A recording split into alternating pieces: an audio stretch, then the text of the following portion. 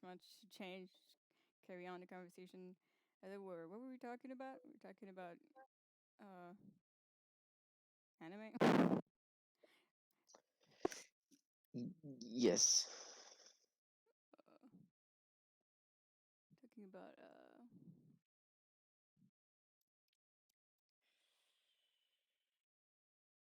race coding in anime. I think you're gonna say something, but I'm not It sure. was. Yeah. Uh, yeah, I don't remember. Oh, okay. Well, can you wait? You can't roll up. So I'm just gonna make it so you can see my drawing as well. Ooh, I'm drawing Tanjiro. One thing that really can I always join bothered them? me in Tanjiro and from Demon Slayer. I mean, I already drew him before, but I didn't really like the design that much. I thought he looked kind of weird and very depressed. He is sad, but maybe not that sad. So I'm gonna draw him again. Um, one thing, one thing that always bothered me in Demon Slayer is like the very colorful. Like, I don't mind like colorful aesthetic and like styles and whatnot. I mean, it could look really cool sometimes, but if you're pretending that you're because like it's not really an artsy anime, right? Like usually things that aren't that that that that try to replicate historical uh things but also use like very like non-historically accurate things in the animation. They're usually very artsy project, things that like aren't trying to look historically accurate in the slightest, and it's just like more like just a work of art than like telling an actual story. It's just like, hey, look how nice it was back in the day.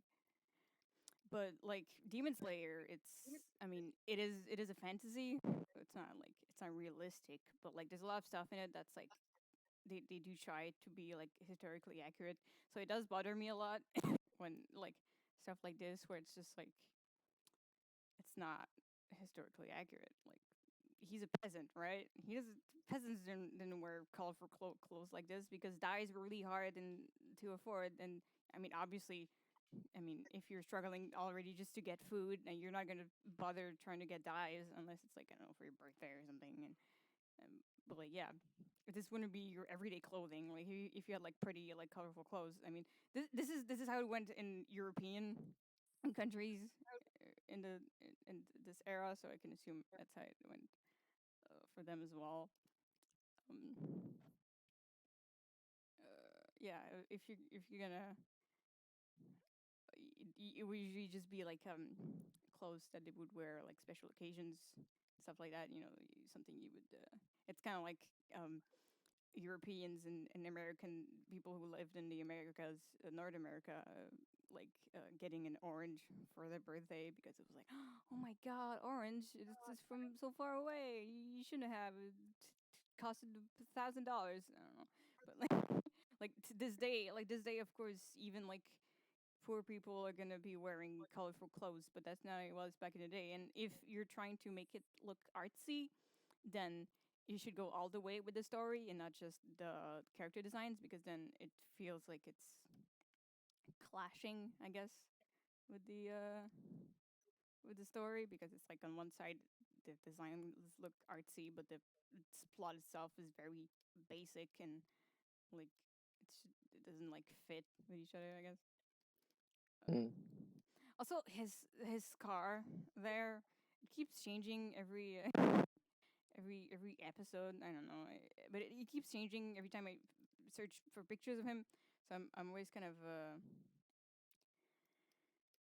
confused. Like, is it really a scar? Is it just like a thing that he has on his head? I'm never really sure. I mean, it looks like a scar at the beginning, but then it looks like this weird red splotch. I'm just gonna make it a scar. Apparently, there's like some significance of it. Like, it's not just a scar in the manga or whatever. I don't really care. I don't really care about that. I mean, it's a scar, and like maybe. it could have more. It could have like a significance in Mm. my version as well. But I won't be like, oh, it's the demon slayer mark, and it means that he's special. Whatever. Mm.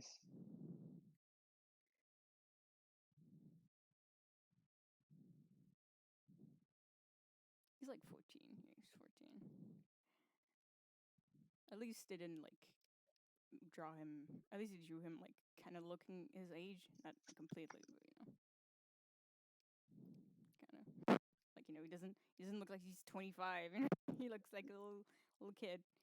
At least he did that.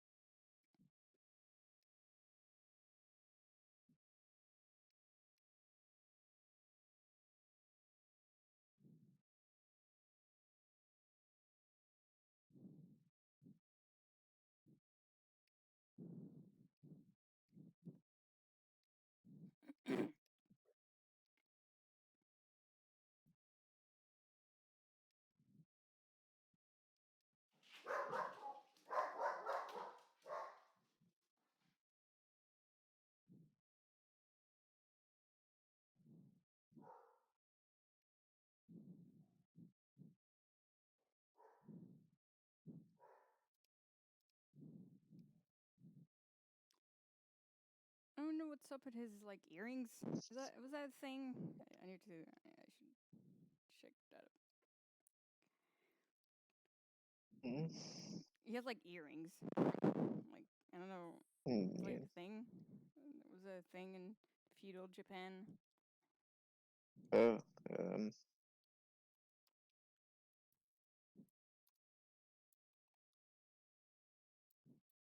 Search it up.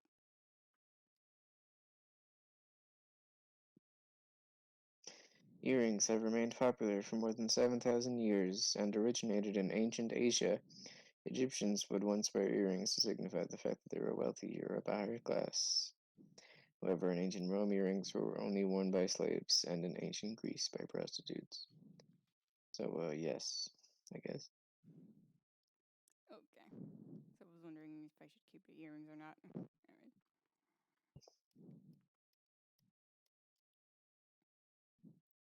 Ears are big. Why did they make his ears so big?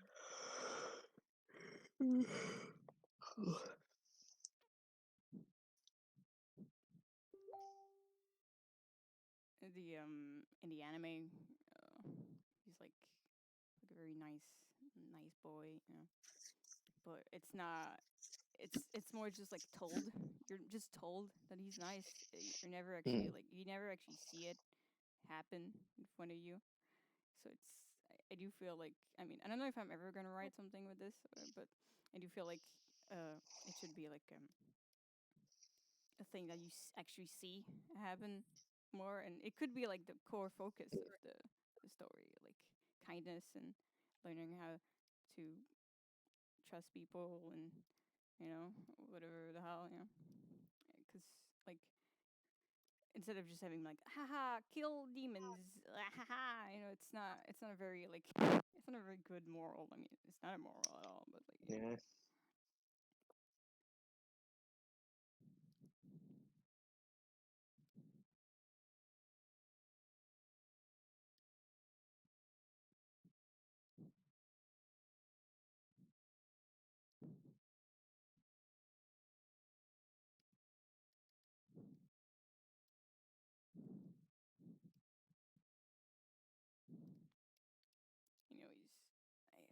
he's not really good.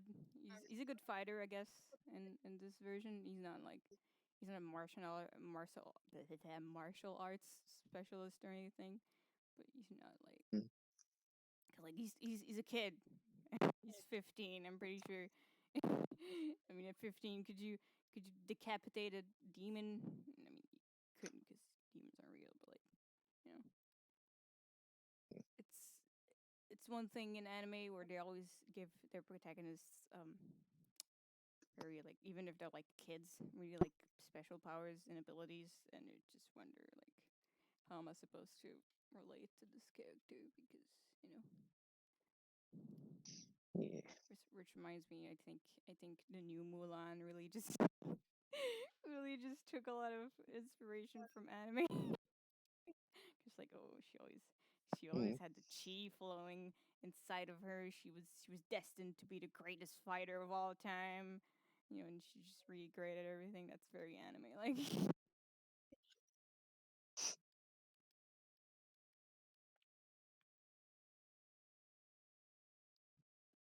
Gonna say about Mulan. Which Mulan? The new one that came out. Well, I haven't seen it, but Oh it yeah, doesn't look good. yeah.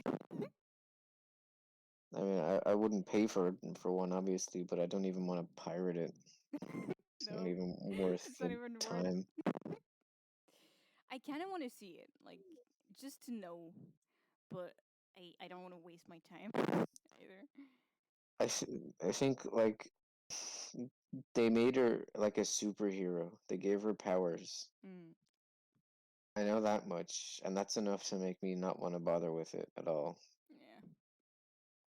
'Cause it's like you've just bastardized the whole story, and it's so strange how it's almost like Mulan is like a completely other side of Disney that's like trying desperately to pander to like far right views Mm, because that's more what the like Eastern audience of Disney would be more sold on.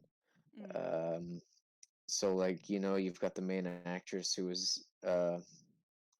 was pro the police in Hong Kong and the yeah. riots and all that, and pro Chinese governments and all this, and Mm. like anti the against the protests very publicly. So, and she's like the main face of the movie, and Disney didn't care. They didn't give her any kind of like penalization. It was just Which like, is yeah, funny because whatever, like they would no hire acknowledgement. actors for much less. They would, yeah, for much less. Um, and So funny, so then at the funny. same time, it goes completely against what the original like Disney idea of Mulan was for like women.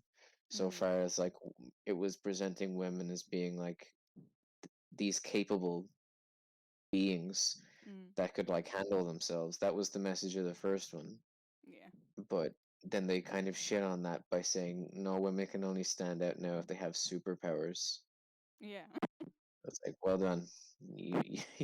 You've definitely just gone the whole like if it's such Defeated a cap. weird thing that it You defeating exists. the patriarchy. Good job. Mm. It's so weird to me that it exists from Disney in the last 10 years, let alone in the last year. Mm, It's kind of bizarre because and this is even something I think about Frozen as well, to be honest. Like Disney used to be great, and this is something in Mulan as well. Disney used to be great at being balanced, I think, with their stories. mm, It's they used to tell because their stories are archetypal, which means like they tell something about what it is to be human and what's humanly relatable.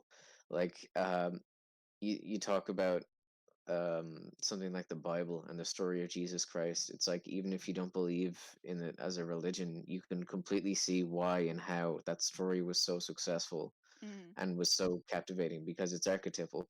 It speaks to a human experience. There's something innately relatable and projecting that you can associate yourself to and moralize and empathize with of someone who's at the peak of morality and good being persecuted for their virtues. That's an archetypal story, and it's everywhere. It's in Harry Potter how his uh, foster parents punish him for doing good things. It's in Breaking Bad with how Jesse is often punished for doing the right thing, for like mm, uh, calling out Walter. It's a common story archetype, and Disney used to be good at doing these things because they would tell stories with these common archetypes. Like Lion King is a great example. Obviously, it's based off of Hamlet, which is an yeah. archetype in itself. But even still, like Mulan is a great one too because they come from a balanced perspective. There's no agenda Yeah, it's in just those wanted original to. It just stories. wanted to tell a story and wanting Mm. people to like the story. That's about it. It wanted to tell something that spoke to a human experience Mm. from an unbiased perspective.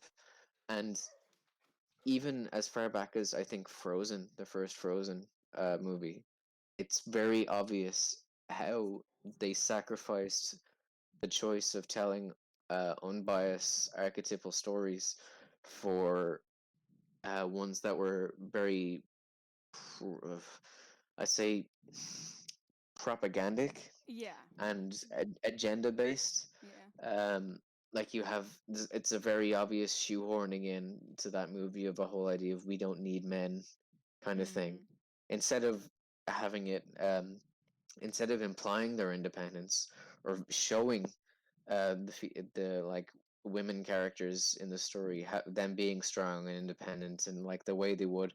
And this is the whole thing that people always say, like whenever they talk about strong independent women now in movies, and it's like, did you forget all of the examples of women in leading roles prior to the like Yeah. 2010s? Exactly. And it's like, and they worked because they weren't like outwardly stating, I don't Hmm. need men, I'm strong, I'm independent. Yeah, They they just really, were. they just were, and that's why it was so cool because it was like, oh, it's just so like Mm, it just felt so natural, and it was like, yes, she's meant to be cool. Like when fucking Sarah Connor shot the Terminator, it was like, yes, it's cool, you know, yeah. she has a fucking gun and she's ripped as hell. It's like it's just cool, and she's just an action hero, and that's all it is. But now it's just That's like they that's the feel core the difference. Yeah. yeah, they feel the That's the need to core make that difference too. between that, between an archetypal story and a propagandic story. Is an Mm. archetypal story will feel genuine and faithful to human experience, and a propagandic story will feel pushed by a certain narrative or a certain agenda. Mm. And that's the thing, is that it's a response to the claim, a very far left wing claim in media, that all media that existed prior to like 2010 has been propagandic in some way or another. And the way they deal with that is by like going in the reverse opposite Mm. way to what was viewed. So like the classic example is the whole saving the princess from the monster Mm. archetype. That's something that like has been in recent time highlighted as like a problematic Yeah, it's like, uh oh, you shouldn't story. need. I should need a brave soldier to save me. I could save myself. Like, Yeah. well, Shrek did And it in, well. I think. I think it was a yeah, funny take on it. Shrek did it both ways, and they made it work. Mm. Because obviously Princess Fiona can hold her own in those movies, and it's Mm. never like outwardly stated, "Oh, I don't need this and that." It's like it's You could because just there was no tell. need to. Yeah, and yeah, there was a focus on going the opposite direction with talking about, there was an interpretation that all of those stories were therefore propagandic towards this sort of male dominance, patriarchal society kind of thing, Mm.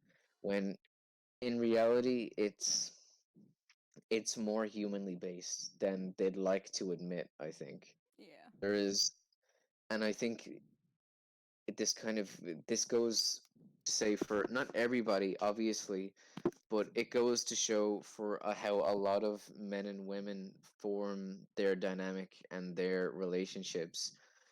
Like one of the most common male fantasies, obviously, of all time, is to like be a savior for a woman. Yeah. So obviously, the story speaks to that, and likewise, one of women's most common fantasies would be to be rescued by a man. Hell yeah. Not, and that's not even in the sort of like I'm weak, I need to be saved kind of way. No, That's not to. it's just hot. It's insulting. It's insulting to view it as just being that, because then you're sort of projecting fragility and sensitivity onto women, when in reality it's just kind of like a biological commonality desire Yeah. that women have It's fun. to be in It's a those fun thought to circumstances. like know that you can rely on someone who can save you if you're in a tough situation. You know. Yeah, it's just a And difference for in how guys, men and women it's a sort fun of. thought to know that you can help someone if they're in a tough situation. You know, it's just kind of like that. Yeah,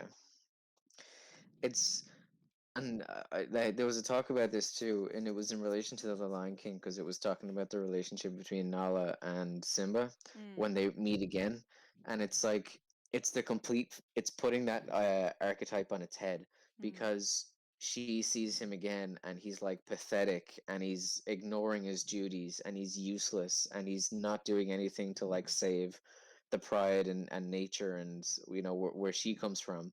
Mm. He's just there like, oh, Kuna Matata, I'll do whatever. I'll throw all my responsibilities out the window. And then she's kind of like disgusted by this because like she would be I mean, of course, yeah. because and then obviously he wins her over eventually by gaining his confidence and his I suppose call to action Mm. back to eventually act in the end. And I think you're completely ignorant if you view Nala as this like fragile, can't hold her own character. I mean, Because of like course she not. bests him in fights in like several different points in the film. And like Like she's she still always, alive during Scar's reign, which means that she was, yeah, yeah, I guess she was able to protect herself.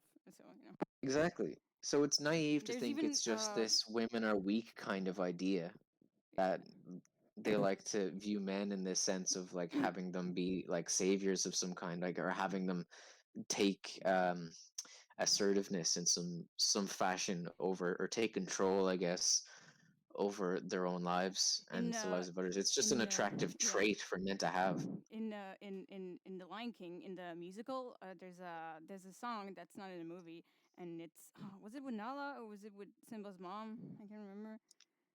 Maybe my mom will know. Maman. Dans Roi Lion, il y avait une scène là que il y a une chanson que Scar essaie de flirter avec. T'es-tu avec Nala? C'est avec Nala. Okay. Alright. It's with Nala. Oh, so I mean, it's even more topical. There's a song where Scar is like, oh, I'm alone. I don't have a mate. So he tries to flirt with Nala. Hmm. Well, that's weird. He's Yeah, like way older because than her. he wants kids, right? And he's like, oh, I mean, you're the best one I could ask for, and like the whole song is just her being like really creeped out, and that's Hmm. it didn't put in a movie because I mean the musical was made after the movie, yeah. But I mean, I feel like if it was put in a movie, maybe people would have a better, would like Nala better. Hmm. And here's some of the more like biological trait relevance to that kind of relationship desire, I suppose. Like when we were talking about Nala and Simba and how she's kind of like she's not at all attracted to him when she sees him in this like Mm. sort of pathetic way. And And she doesn't like there's a Scar either bio because he's just a loser.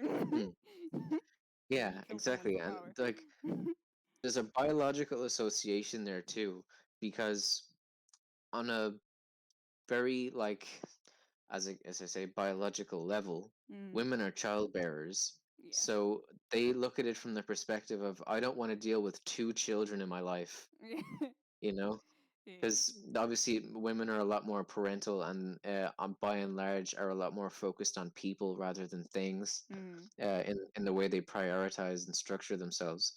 So when they see a potential partner, what they don't want in them is to see another responsibility, Yeah. essentially. And that's kind of where that comes from.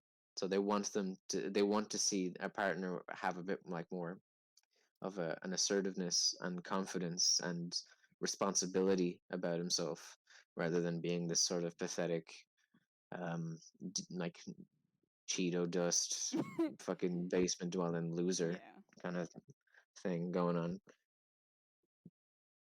Well, sometimes the girl is the child. So And that can be true too. It goes both ways. yeah, it's like yeah. Cause like because you can't like she shouldn't also just jump to conclusion and say all women are nurturing and kind and all men aren't. Just, like that's not Yeah, either. Before someone that does obviously that before doesn't work someone either. goes, oh Yeah. my god, Ethan is racist, not racist, Mm, sexist, racist. yes. No, that's obviously not the implication either. It's like you don't go to extremes with anything, but like as I say, there's a reason why these kind of stories and the way these things are framed are archetypes is because they're very common. Mm. Yeah, So exactly. it's the same as like making an assumption. Like you could say I'm homophobic in that assumption too, just because I don't make an acknowledgement of gay relationships Oh in the yeah. discussion. Yeah. And like that, obviously, I don't think that because that's common and it has a place in sort of human history and storytelling doesn't mean that I therefore think that gay people are like some freakish outliers or whatever. Of course You know, not. their existence is just as valid. Yeah, it's just that people didn't like it, so that's why there's not much stories about it. Mm. But like, there's a lot of stories that you could just attribute the same if it were a gay couple. Mm. And like So, the comparison I made earlier about the story of Jesus Christ is applicable to stories about gay people too. It's the mm-hmm. same story of Okay. people exercising like highly moral behavior. Like love is probably one of the most moral things that we can uh, conceive, I suppose, as people. And Mm. to have people punished for their sense of affection is this is that it's the story of Christ in its own right. So obviously, I do think it has its place in archetypal storytelling as well as any other, really. Mm.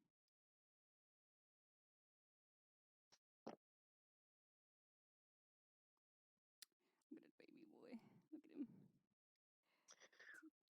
Food. He looks like he's forcing a smile. He is. He's just a very sad boy. Even when he's smiling, he's still sad. But I mean, I do kind of like that. I think that idea that he's just very sad and he tries to like hide his sadness by just being really nice to people, but he's just suffering a lot inside because his family's dead. It's not, They are. yeah. It's not something they seem to acknowledge that much, and like, cause like you're a kid, right? You come back home, like, and all your family is just dead. They've just been murdered and bloody and gory in front of you. Like, you, this should it would you should be scarred for life. Even like, I'm not saying like Mm. you would just not be able to do anything catatonic, having panic attacks every day, but like at least you would not like be the most functioning member of society. And I feel like, I Yeah. mean, that's under something that Demon Slayer does. That's a thing that a lot of stories in general do, especially like anime, but even in like Western stories, they seem to kind of gloss over that of like just ignoring like tragic events that just happened. Like, oh yeah, someone died. Okay, next. It's like Mm. they treat it as if more as if it was just a part of the plot of like to advance the plot rather than like an actual thing that happened. Yeah, that it doesn't bleed Yeah, in the long run into some capacity. yeah. Like in like I mean, I haven't watched much Better Call Saul, but like when he was stuck in the desert for a while, right? And then he came back and he was like he was like really traumatized and it wasn't just like, oh yeah, I came back in the desert, I'm okay now. A bunch of people got killed in front of me and I almost died, but I'm okay now. Like they didn't do that. They actually like Yeah, made yeah. He had PTSD pretty much yeah. afterward. Like, but like, yeah, if he was like a character from like an anime, you probably like would just come back and would be like really gritty and like dark and be like, oh, I saw people die. Now I'm gonna be a killer now too. Whatever the fuck. Hmm. They did. I like seeing that. I like it's a weird thing that I like seeing in movies, is seeing people like affected somewhat by extreme or just surprising, like 'cause a lot of the times like when you're watching media it kind of goes over your head, like you sort of just accept Yeah. like what's happening on screen, and like that the characters that are experiencing this is just kind of whatever to them. Like I think a great example of that is and then one of the clips I showed you of from the Justice League animated series, Oh and yeah. it's when Batman breaks into Waller's house while she's like in the shower, and this is at a point where like they're not really Oh cooperating yeah. And you or just like like, getting all along. right. Yeah, and like at first she's like she's kind of shook by it. Obviously, at first it's like, oh god, it's like fucking Batman. Batman's in my house, goddamn. And then after he leaves, it's like they animate her hand shaking when she like sounds an alarm, Hmm. and it's like, oh, Yeah, you would be shook by something like that if it happened to you, and you Mm, like you had all these like superstitions and fears surrounding this guy who had just broken into your home basically and gotten past all the security mm, measures you had. It'd be strange for you to not have some sort of panic or yeah. anxietal reaction to that afterwards. And like, I mean, ReZero isn't my favorite anime. It's got a lot of issues, but I do like that they show Subaru, the main character, being like genuinely affected by like people dying constantly around him and him constantly like going back in time. Like at one point, there's just an entire episode where he's just like catatonic in his bed and he can't move and he's just like staring. And like every time one of the characters who died in the other reality come to like see him, he's just like scared and he doesn't want to talk to anyone because he like I mean he just witnessed all his friends dying, so he's like usually it's him who's dying and he's pretty terrified, but like you can see at first he just thinks it's a video game. He doesn't like he's not taking it very seriously. But I feel like it's when his friends die that's when he realizes that it's like this is not a game. Like this is real life. People actually get hurt and die, and it's just like I mean it's not like the best anime as I said. It has a lot of flaws, but I do like that they tried to like make it like actually have some impact, and it's not just like oh yeah they die. Like they do that in anime a lot, where it's like characters die and it doesn't seem to like it's like well I don't die so it's okay, yeah. Mm.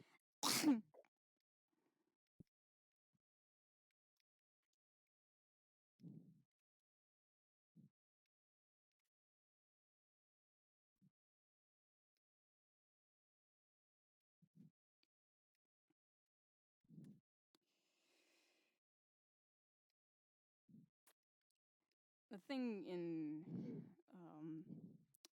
Demon Slayer that I also don't like. I mean, I've talked about this. I mean, most of the things I'm talking about right now, I've talked about this a lot before, so you know all about it. But um, it's like I mean, I said that like oh, Tanjirou is like he's shown to be like kind. I mean, people say that he's kind, but it's never like shown. And like I think one of the things that bugged me the most is the second episode when he's training with the guy and he's like, "Oh, you have to kill the demon, before the sun comes up, and the demon disappears, whatever."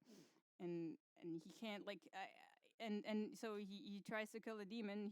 He decapitated it, and he has to like smash its skull with like a rock or something, but he doesn't want Mm. to, and he lets the demon like die of natural causes. And like I kind of understand what they were going for with the scene. It's like oh he couldn't bear to kill someone, so but then the person died anyway. But it's just kind of weird that like this is the first like I guess act of kindness that you see him do, because I mean other than like I mean protecting his sister, it's not really an act of kindness. I just feel like it's common sense, so I don't count it as him being kind, because I mean I would do that. I Or the mean I feel like, like other than whatever it was he was giving to the villagers prior to that.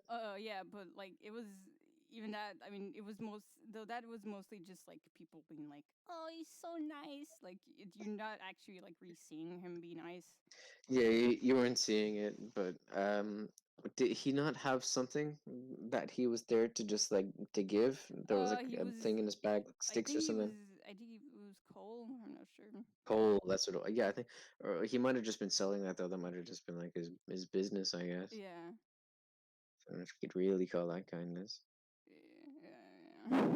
I mean, there was a part where it's like there was someone getting beat up in the first episode. There was someone getting beat up in like a pub or something, and they're like, "Oh, they said that I broke a vase, but I'm not the one who broke the vase." And then he sniffs the vase, and he's Yeah, I like, "Oh, remember yeah, that. it's a cat." And Mm. it's just Yeah, it's just kind of him doing things. It's not yeah, really. yeah, and like Yeah, and then after he does that, like people are like, "Oh, he's so nice, he's so kind." I guess he took the time to sniff a vase for someone. I guess that's nice. Yes, that's just so nice. So I read this tweet in his voice, in Paddington's voice. I do hope Mr. Kane won't be too upset when he hears I've overtaken him with rotten tomatoes. What? I guess Paddington overtook. I'm guessing Citizen Kane. Oh.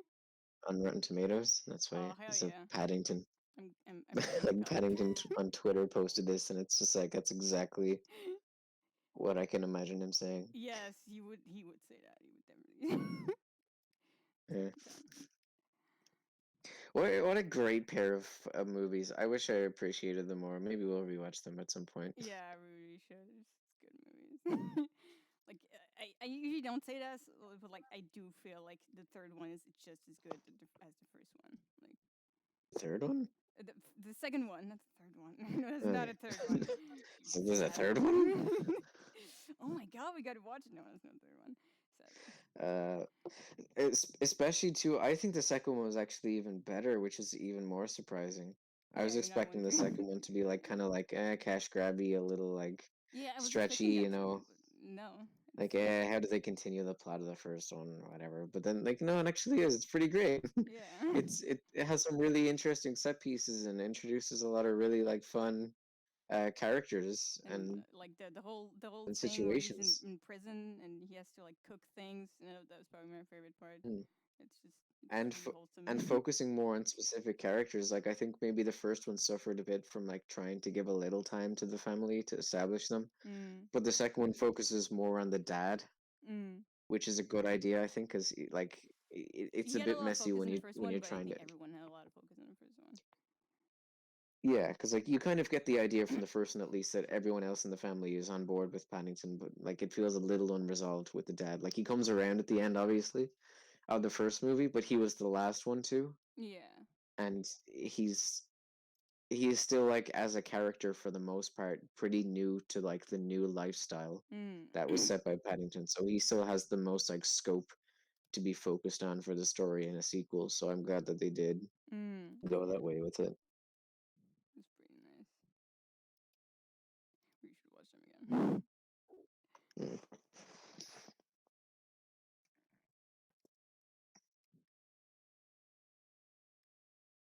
I think I'll separate the Tanjirou video with the Nezuko video because this is planning to be very long. I think I'll just keep it sketches. I don't want to. I was gonna say I'm gonna color it, but I don't know how long that'll take, and I'm not very patient. So maybe I'll color them and post them on Twitter later. I'll see. I'll see.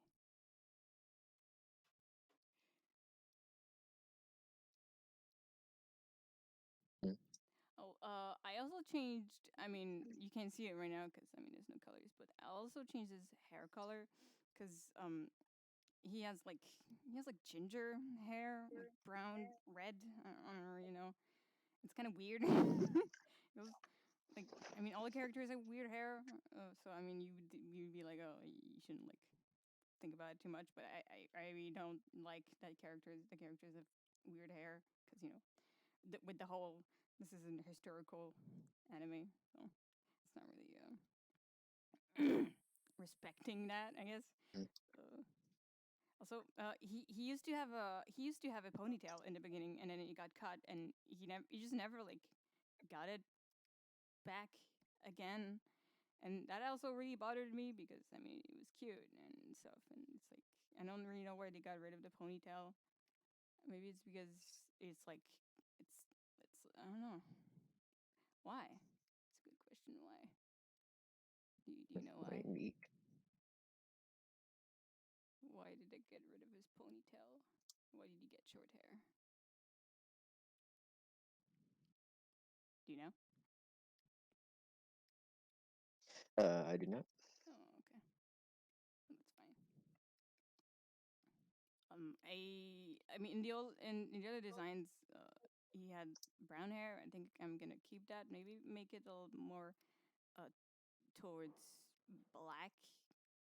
No, I mean brown, yeah, because it's like I mean he's a peasant, so he spends a lot of time like outside, and I don't know if that it does that with any kind of hair, but I do know that like brown hair gets lighter in the sun. It's what's called sun bleach. I think that's what it's called. Uh, Mm. so if he has brown hair or like very dark brown hair, then it would get a bit lighter in some areas. So I'm gonna do colors later, not right now on the stream because I'm just Yeah. my hand is getting tired. But Speaking of tired, I'm gonna go to bed in like a few minutes. Oh yeah, I'm almost finished. So. Actually, I should have gone to bed like a little while ago. Well, I am done. Yes, I'm done. So, do you got any last words before I end the video? Don't shit where you eat. Yeah, And don't that's eat where you shit. it's good advice. Thank you. I think that's a good Yeah. way. That's okay. Oh, it was 40 minutes long. Damn. All right. Bye.